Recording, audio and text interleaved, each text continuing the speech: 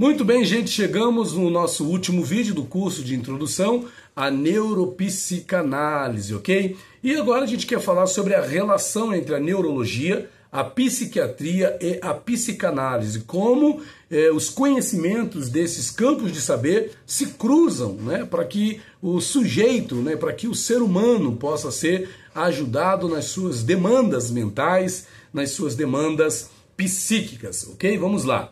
É na perspectiva da psiquiatria que situamos todas as demais ciências do psiquismo e do comportamento, e são estabelecidos os parâmetros e os limites, ok? A psiquiatria, com certeza, é um campo de saber crucial, apesar de ser também uma ciência nova, como muitos dizem, né? Mas aí, inteirados no assunto, que a psiquiatria ela é uma ciência nova, né? Mas ela já tem aí o seu rastro e tem a sua importância. Inclusive, nós temos o Manual Diagnóstico de Saúde Mental, dos Transtornos Mentais, que é feito pela APA, Associação Psiquiátrica Americana. Então a gente vai vendo como hoje, quando se fala de saúde mental, fica difícil não levar em conta os pressupostos também da psiquiatria. Então urge nós termos aí um pré-conhecimento, uma pré-noção do que a psiquiatria pode, de alguma forma, contribuir no ofício psicanalítico. Como aquilo que a psiquiatria traz, né, descobriu, e de alguma maneira pode contribuir com o nosso trabalho psicanalítico, ok? Bom, as enfermidades mais pertinentes do psiquismo estão no universo psicogênico, né? Estão na origem do desenvolvimento humano, psicológico, tendo cerca de 50% da população com algum tipo de afetamento. Então veja que 50% da população pode ter algum tipo de afetamento, de comprometimento em questões de enfermidades psíquicas, em questões de enfermidades mentais, ok? E é da psiquiatria que contemplamos a independência da psicanálise. E são delimitadas as áreas de competência de cada ciência. Lembrando que a psicanálise ela tem a sua independência, ela tem o seu próprio corpo teórico, ok? A psicanálise não depende da psiquiatria, a psicanálise não depende da psicologia, não depende da neurologia. Mas um bom psicanalista, um bom estudante de psicanálise jamais vai rejeitar, né, os conhecimentos que podem ser adquiridos através de um breve conhecimento, não, quem sabe até de um fundo conhecimento, de um profundo conhecimento do que essas fontes, do que essas linhas, do que esses campos de saber científico também podem contribuir no trabalho psicanalítico, ok? Bom, o conhecimento das enfermidades psicogênicas e a necessidade de diagnóstico. O conhecimento das enfermidades psicogênicas é fundamental para o conhecimento do ser humano em profundidade e a necessidade de diagnóstico diferencial. Até porque a gente vive num tempo que muita gente quer dar diagnóstico, né? Mas para dar diagnóstico tem que ter conhecimento, ok? Então veja, o conhecimento das enfermidades psicogênicas é fundamental para o conhecimento do ser humano em profundidade. Tem gente que acha que conhece o ser humano, mas para você, de fato, poder conhecer o ser humano, ok? Você precisa desse conhecimento advindo de ciências como a neurologia, como a psiquiatria, como a psicologia e, claro, como a psicanálise. E a necessidade de diagnóstico diferencial. A psiquiatria possibilita conhecer as doenças mentais necessárias para fazer o diagnóstico e estabelecer o prognóstico mais exato. Saber escolher, tratar e respeitar o doente. A psicanálise não é uma subespecialidade da psiquiatria. Como nós já dissemos, a psicanálise tem a sua independência. Nem especialização médica. A psicanálise não é uma especialização médica. Por isso que ela é aberta ao estudo de todas as pessoas que tenham uma prévia formação, ok? Seja em qual for a ciência. Mas há quem diga que o exercício psicanalítico, por exemplo, só deveria ser feito por pessoas formadas em psiquiatria ou psicologia. E, claro, há grandes discordâncias em relação a esse aspecto, ok? Porque isso não é necessariamente devidamente psicanalítico à luz dos conhecimentos freudianos, ok? Bom, a psicanálise não é uma subespecialidade da psiquiatria nem especialização médica. Elas são ciências afins e independentes, porém completamente definidas e cuidando de partes do psiquismo que não se confundem. Então, cada uma dessas áreas de conhecimento, cada uma dessas ciências cuidam de uma parte do psiquismo. Mais especificamente, a psicanálise busca o quê? O inconsciente. A psicanálise quer cuidar do inconsciente de cada um de nós, através da análise, através da transferência, da associação livre de ideias, né? Bom, os problemas estruturais competem à psiquiatria, que são os problemas psicogênicos. Já a neurologia cuida dos problemas neurológicos, ok? Bom, os problemas não estruturais competem à psicanálise, que inclusive cuida das neuroses. Ok? O trabalho psicanalítico se volta para as neuroses, para as angústias, para as queixas que os sujeitos trazem, né? Podendo também ser a psicanálise uma ferramenta de apoio no atendimento aos psicóticos, apesar de Freud não ter, de fato, inclinado a sua clínica aos psicóticos, ok? Mas a psicanálise pode sim ser um ferramental que pode auxiliar no tratamento de psicóticos. Bom, então o que é a psiquiatria, gente? É um ramo da medicina que tem por objeto a patologia da vida de relação ao nível da integração que assegura a autonomia e a adaptação do homem nas condições da sua existência. Os problemas estruturais, psicogênicos, né, que vêm da origem, competem à psiquiatria. Pode-se dizer que a psiquiatria é a ciência que põe a mão na massa, né? Que põe a mão lá para poder, de fato, dar o norte sobre o tipo, né, de doença, sobre o tipo de problema estrutural, psicogênico que aquele sujeito, que aquele ser humano está trazendo. A psicologia, que também se relaciona nesse ferramental, né, de campos de saber que contribuem para o benefício da saúde mental das pessoas, ela tem por objeto a organização e o sistema relacional do indivíduo normal com o seu meio. Então a psicologia tem esse objeto, né? Que é o quê? Organizar o sistema relacional do indivíduo normal com o seu meio. Então a psicologia, pode-se dizer, ela trabalha para ajudar, né, a adaptar o ser humano ao meio onde ele está inserido. Interessante isso, né? Bom, e a neurologia? A neurologia tem por objeto a patologia da vida de relação instrumental, isto é, das vias e dos centros de psicomotricidade que constituem subsistemas funcionais. Neurologia, aí fala-se do sistema nervoso central, do sistema nervoso periférico, né? Os problemas estruturais neurológicos ou neuropatológicos competem à neurologia. E a psicanálise? A psicanálise propriamente dita tem como objetivo liberar o paciente das exigências inconscientes e permitir-lhe retomar o seu desenvolvimento entorpecido, sendo que os problemas não estruturais vão competir sempre a quem? A psicanálise, ok? Então a psicanálise tem por objetivo liberar o paciente das exigências inconscientes, das demandas inconscientes, permitindo que esse sujeito, que esse indivíduo retome o seu desenvolvimento entorpecido, ok? E esse entorpecimento se dá aonde? Se deu aonde? Nas fases do desenvolvimento do sujeito, que começa ali na fase oral, depois vem a fase anal, depois vem a fase fálica, depois vem a fase de latência e depois vem a fase genital. E em cada uma dessas fases há os famosos pontos de fixação, que são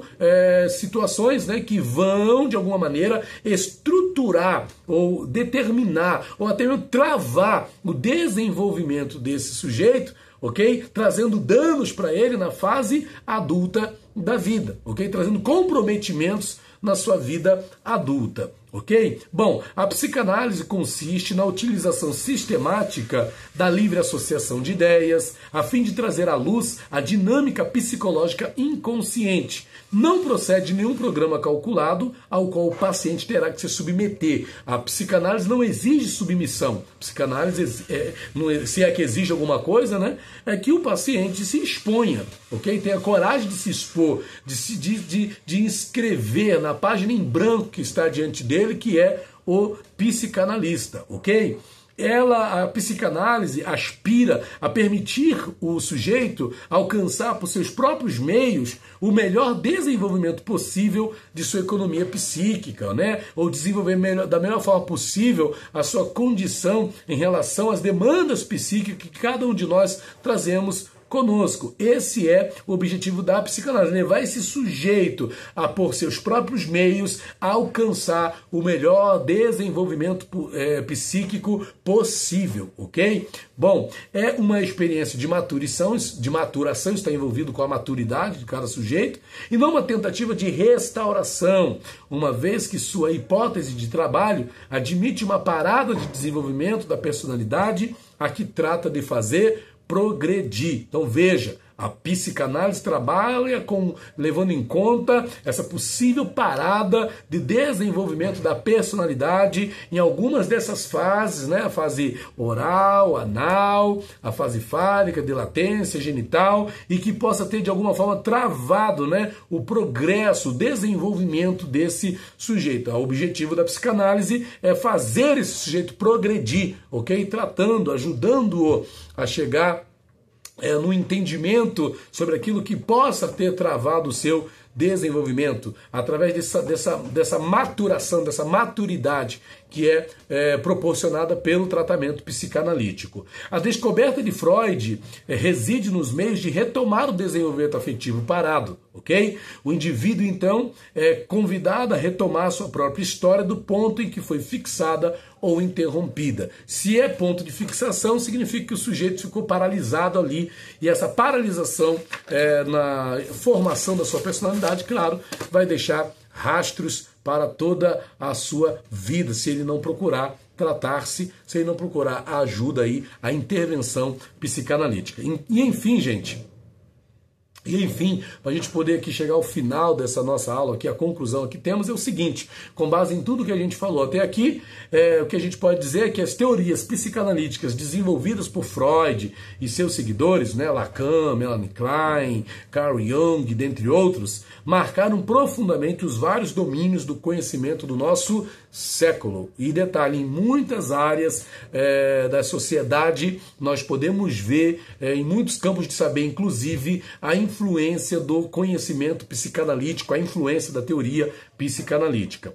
A grande capacidade da psicanálise em elaborar teorias compreensivas sobre a mente e suas correlações com seus múltiplos distúrbios tornou possível uma abordagem mais humanista sobre as diversas doenças mentais. E essa abordagem ela é tão humanista, é tão humana, por assim dizer, que ela se dispõe a ouvir o sujeito. Tem coisa mais humana do que você se dispor a ouvir aquele que grita, ok, com o seu inconsciente, aquele que grita as suas angústias, aquele que grita as suas queixas. Nada é mais humano do que ouvir aquele que sofre, ok? Bom, e detalhe, sem preconceito, sem julgamentos, apenas deixando que esse sujeito exponha, né, aquilo que do seu inconsciente o angustia, aquilo que do seu inconsciente o faz sofrer. Uma de suas grandes contribuições foi a de abrir perspectivas mais científicas e menos religiosas para o entendimento dos modelos de funcionamento mental e suas variações. E quando fala menos religiosas, a gente sabe como a ciência, né, dos séculos anteriores estavam aí de alguma maneira impregnadas pelo toque religioso, que levava a muitos preconceitos, a muitas preconcepções que, na verdade, não contribuíam com o bem-estar das pessoas. Acabava até comprometendo mais ainda o bem-estar psíquico dos seres humanos, ok? Bom, suas descobertas na primeira metade deste século sobre sexualidade, desenvolvimento do psiquismo infantil, desejos, motivações conscientes e inconscientes, mecanismos de respostas à dor mental, correlação princípio de prazer versus princípio de realidade, determinismo psíquico, memórias autobiográficas, entre outros tantos fenômenos mentais, revolucionaram enormemente nossa compreensão sobre a vida mental. Então veja que as compreensões, as contribuições da psicanálise trazem benefícios para a compreensão de todos esses aspectos aqui relacionados aí à vida mental.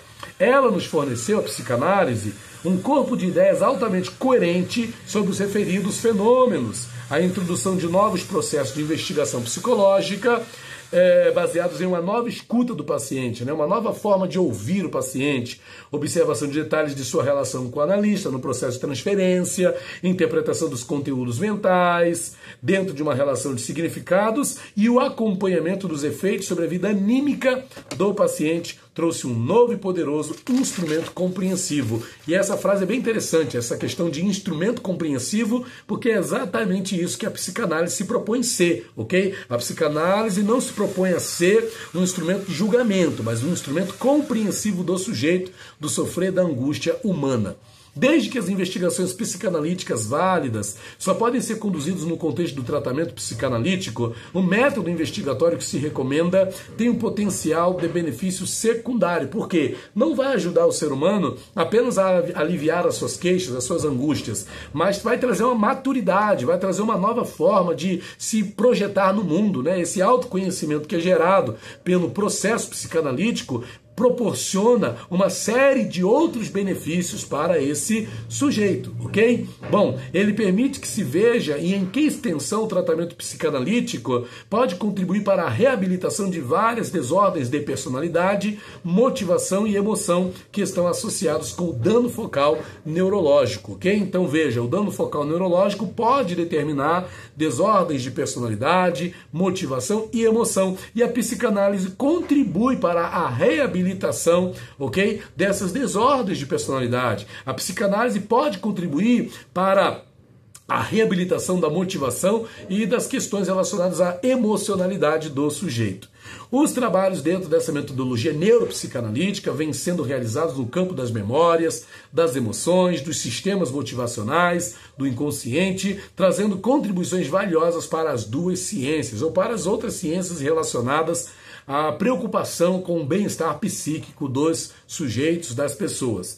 Um exemplo onde as contribuições psicanalíticas têm sido muito ricas é no campo dos estudos de regulação afetiva, orientando as pesquisas da neurociência, do desenvolvimento e da psicologia do desenvolvimento. Então veja que a psicanálise hoje ela tem aí a sua contribuição no campo da neurociência do desenvolvimento, no campo da psicologia do desenvolvimento. Então veja que a psicanálise contribui com as neurociências e contribui com a psicologia, né? E detalhe que esses campos, né, em que as chamadas relações de objetos tão estudados por psicanalistas como Melanie Klein, Farban e Mahler, têm contribuído de forma inegável. Então veja que não só Freud e a sua teoria, mas esses outros autores psicanalíticos também deixaram aí a sua contribuição e a sua importância em meio a todos esses campos de saber, a neurologia, a psiquiatria, a psicologia, sendo mais uma parte, né, desse ferramental disponível para ajudar o ser humano nas suas demandas psíquicas, nas suas demandas de saúde mental. E a gente vai ficando por aqui, ok? Assim nós finalizamos esse curso de introdução à neuropsicanálise. Espero que você tenha gostado aí das nossas aulas, ok? Me perdoe pelos ruídos que você ouviu, mas estamos aqui do lado de uma obra, é inevitável os ruídos, né? Mas mais informações que você quiser sobre os nossos cursos, ok? Você obtém aí na descrição do vídeo, ok? Na descrição do vídeo você tem as informações sobre os demais cursos que nós disponibilizamos. E não esquece de se inscrever e de curtir o nosso canal Base de Estudos da Mente, ok? Onde você obtém mais informações sobre os nossos trabalhos, seja na área da psicanálise, seja na área do aconselhamento conjugal, seja na área da teologia também, ok? E nas demais áreas e campos de saber onde tem nos sido permitido dar a nossa contribuição. Assim ficamos por aqui. Muito obrigado pela sua atenção. Espero ter sido proveitoso aí o nosso curso. Até a próxima, se Deus quiser.